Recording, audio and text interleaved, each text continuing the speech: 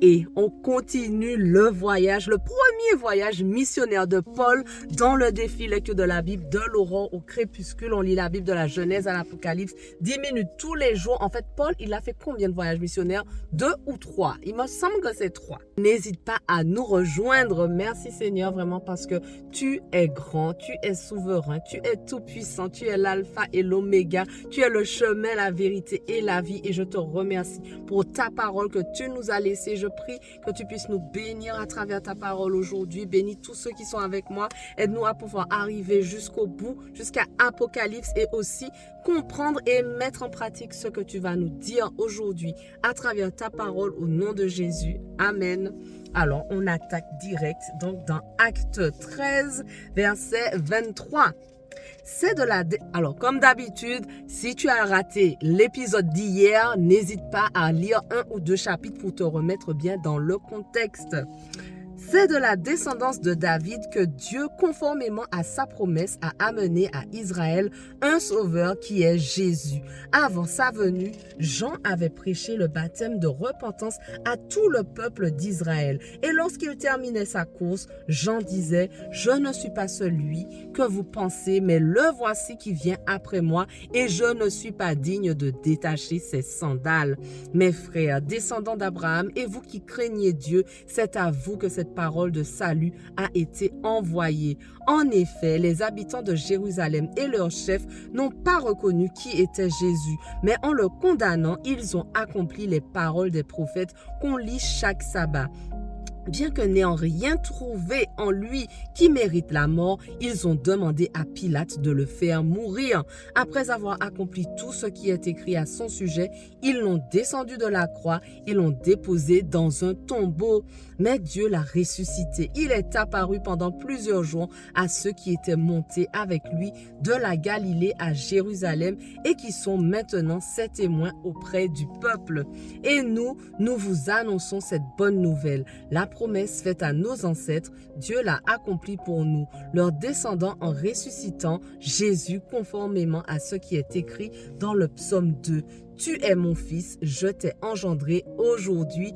Il l'a ressuscité de telle sorte qu'il ne retournera pas à la décomposition. C'est ce qu'il a déclaré en disant « Je vous donnerai les grâces saintes et sûres promises à David. » C'est pourquoi il dit encore ailleurs « Tu ne permettras pas que ton sein connaisse la décomposition. » Or, après avoir, dans sa propre génération, été au service de la volonté de Dieu, David est mort, a rejoint ses ancêtres et a connu la décomposition.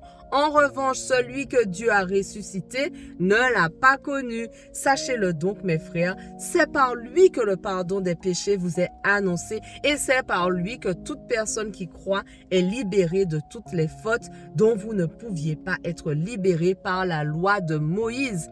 Ainsi, faites attention qu'il ne vous arrive pas ce qui est dit dans les prophètes. Regardez, vous qui êtes pleins de mépris, soyez étonnés et disparaissez, car je vais faire à votre époque une œuvre que vous ne croiriez pas si on vous la racontait. Lorsqu'ils sortirent de la synagogue des Juifs, les non-Juifs les invitèrent à parler du même sujet le sabbat suivant. Quand l'assemblée se dispersa, beaucoup de Juifs et de non-Juifs pieux convertis au judaïsme suivirent Paul et Barnabas qui s'entretinrent avec eux et les convainquirent de rester attachés à la grâce de Dieu. Le sabbat suivant, presque toute la ville se rassembla pour écouter la parole de Dieu. Quand ils virent cette foule, les Juifs furent remplis de jalousie et ils s'opposaient à ce que disait Paul en le contredisant et en l'insultant. Paul et Barnabas leur dirent avec assurance, « C'était à vous d'abord que la parole de Dieu devait être annoncée, mais puisque vous la rejetez et que vous jugez vous jugez vous-même indigne de la vie éternelle, nous nous tournons vers les non-juifs. En effet, tel est l'ordre que le Seigneur nous a donné. Je t'ai établi pour être la lumière des nations, pour apporter le salut jusqu'aux extrémités de la terre. » Les non-juifs se réjouissaient en entendant cela. Ils célébraient la parole du Seigneur et tous ceux qui étaient destinés à la vie éternelle crurent. La parole du Seigneur se propageait dans tout le pays, mais les Juifs excitèrent les femmes pieuses de la haute société et les personnalités de la ville. Ils provoquèrent une persécution contre Paul et Barnabas et les chassèrent de leur territoire. Paul et Barnabas secouèrent contre eux la poussière de leurs pieds et allèrent à Iconium. Quant aux disciples, ils étaient remplis de joie et du Saint-Esprit. Acte 14. À Iconium, de même, Paul et Barnabas entrèrent dans la synagogue des Juifs et ils parlèrent de telle manière qu'une grande foule de Juifs et de non-Juifs crurent. Mais les Juifs restés incrédules excitèrent l'esprit des non-Juifs et provoquèrent leur hostilité contre les frères. Paul et Barnabas restèrent donc assez longtemps à Iconium. Ils parlaient avec assurance, appuyés sur le Seigneur qui rendait témoignage à la parole de sa grâce en permettant qu'il se fasse par leur intermédiaire des signes miraculeux et des prodiges.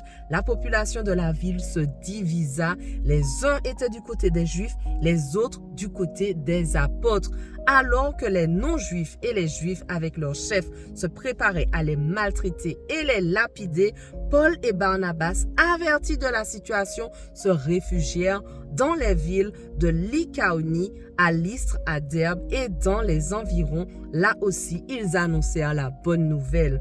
À Lystre, un homme impotent des pieds se tenait assis. Il était infirme de naissance et n'avait jamais marché.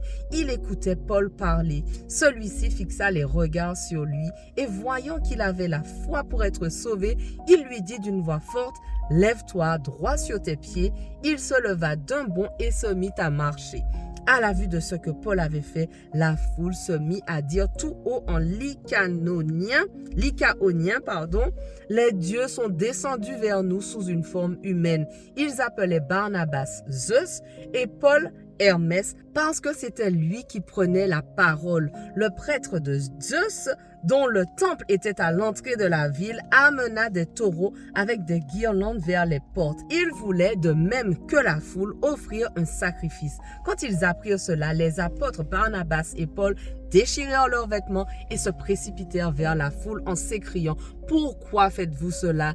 Nous aussi, nous sommes des êtres humains de la même nature que vous et nous vous apportons une bonne nouvelle en vous appelant à renoncer à ces idoles sans consistance pour vous tourner vers le Dieu vivant qui a fait le ciel, la terre, la mer et tout ce qui s'y trouve.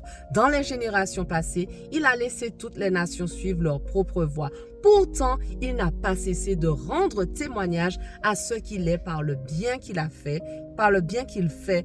Il vous envoie du ciel des pluies et les saisons fertiles. Il vous comble de nourriture et remplit votre cœur de joie. C'est à peine s'ils purent par ces paroles empêcher la foule de leur offrir un sacrifice. Alors arrivèrent d'Antioche et d'Iconium des Juifs qui gagnèrent la foule. Après avoir lapidé Paul, ils le traînèrent hors de la ville, pensant qu'il était mort. Cependant, quand les disciples l'entourèrent, il se leva et entra dans la ville. Le lendemain, il partit pour Derbe avec Barnabas. Wow! Après avoir évangélisé cette ville et fait un certain nombre de disciples, ils retournèrent à Lystre, à Iconium et à Antioche. Ils fortifiaient l'esprit des disciples, les encourageaient à persévérer dans la foi et disaient: « C'est à travers beaucoup de difficultés qu'il nous faut entrer dans le royaume de Dieu. » Ils désignèrent les anciens dans chaque église et après avoir prié et jeûné, ils les confièrent au Seigneur en qui ils avaient cru. Traversant ensuite la Pisidie, ils vinrent en Pamphylie. Ils annoncèrent la parole à Perge, puis ils descendirent à Attalie. De là, ils embarquèrent pour Antioche, leur point de départ où on les avait confiés à la grâce de Dieu pour la tâche qu'ils venaient d'accomplir. Après leur arrivée, Paul et Barnabas réunirent l'église et racontèrent tout ce que Dieu avait fait avec eux et comment il avait ouvert la porte de la foi aux non-juifs. Ils restèrent assez longtemps avec les disciples. Voilà, notre passage du jour touche déjà à sa fin, mais on continue dès demain. On ne lâche rien. Allez, sois bénis.